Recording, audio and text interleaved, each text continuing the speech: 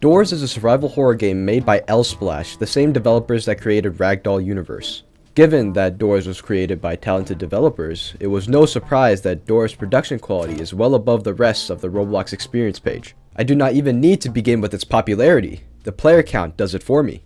I don't find Roblox interesting. I see XQC stream it sometimes and it looks kind of fun there. The only thing that I've seen popping off on Roblox at the minute, has anyone heard of that Doors game mode? It's like a horror game mode where you hide in like a closet or something when you're being chased by like a monster. Because that actually, I would actually want to try that. Not on this stream. Graphically, the game settles the atmosphere wonderfully, giving that proper eerie hotel atmosphere. In addition, a moody rainstorm outside forces the player inside the hotel.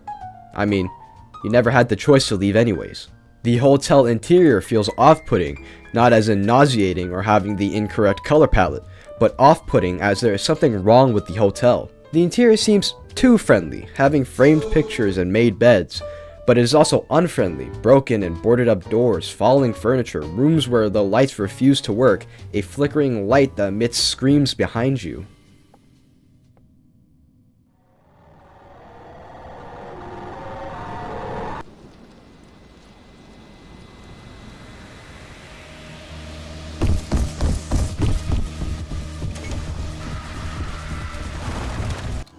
Yeah, gameplay-wise, it is not the brightest. When entering the game, the first prompt before entering the lobby is a warning that the game contains jump scares and flashing lights. Personally, this is a paramount of a red flag when playing a horror game. If an extensive part of the gameplay requires the player to avoid getting a cheap scare, I naturally will not be able to enjoy the game. The first time I beat the game was when I got every single jump scare figured out. Out of pocket for that shit. Noted in the description, they even mentioned that this game is all about trial and error. Trial and error makes for repetitive and frustrating gameplay. Now, I'm not saying that this is true to every game because that'll be absurdist of me. It is just that for horror games, it doesn't work. Personally. After a few jump scares, the horror aspect of the game is ultimately removed and replaced with frustrating attempts to reclaim the progress you obtained in your previous life. Approaching enemies feel like a chore. The enemies in this game fit so well into the setting, but were executed and used poorly in gameplay. Some enemy designs were fantastic, however, in execution, the challenges they proposed were flat and uninspired. Rush is an example of a good enemy. The lights flicker and alert the player of its presence, making the attacks avoidable. Their screams also let the player know that it is a genuine attack.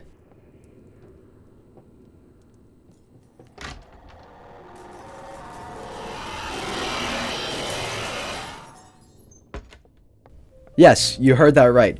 There is a point in the game where the lights flicker and Rush does not appear. Those were the only moments in this game where I was properly scared.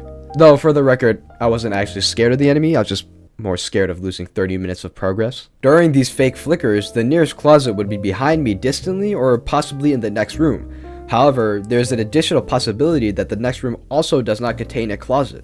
These situations leave me at a gamble, developing anxiety for a genuine scare. However, this only happens near the end before floor 100. If done commonly on the lower floors, I would have said that Rush was a great enemy to deal with, except for the additional fact that surviving Rush and the other enemies require no effort. You know what, here, let me show you how to survive the rest. Ambush is an asshole and works similarly to Rush. They come back for a second time, giving you little reaction time. Hide barely exists if you use the closet correctly, just don't hide inside for so long. Seek is extremely easy to pass, just follow the blue glimmer. Screech is one of the worst enemies in the game. The player is confined to take jump scares to avoid it, and if you refuse, you lose 1/3 of your health.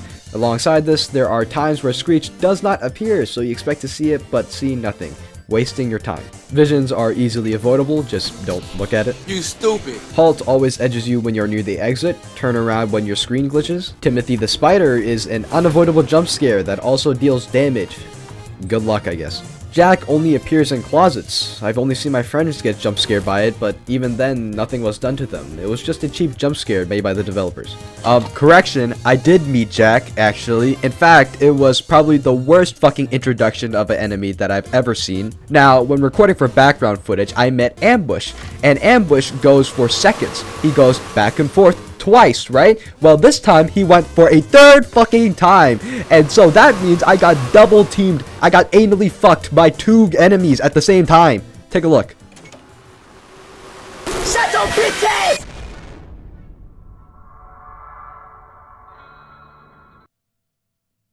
Fuck. The figure is a good contender with Rush as the best enemy, though the pathfinding is sometimes janked and it's left to complete chance. I have never seen the glitch. As described in the wiki, the glitch only appears when the player is behind the group. The problem is when it comes to horror games, everyone knows to stick together anyway, so the glitch isn't a problem unless you have really shit friends or you're playing with randoms. Overall, every single one of these characters is frustrating. The horrors are not scary, the horrors are just children disguised as creatures to annoy the shit out of the player. Overall, Doors is promising. If they changed how enemies worked rather than getting cheap jump scares out of the player, this game would make for a great night with friends. Some suggestions I have are to make a more disturbing atmosphere. Why not incorporate a story? The figure is a very intriguing character and I would love to see expanded in the foreseeable future. With the setting, this game has a lot going for it. However, I naturally cannot enjoy the game if the game's purpose is to annoy me with jump scares. But considering that this game is still in alpha, only time can tell where this game will go.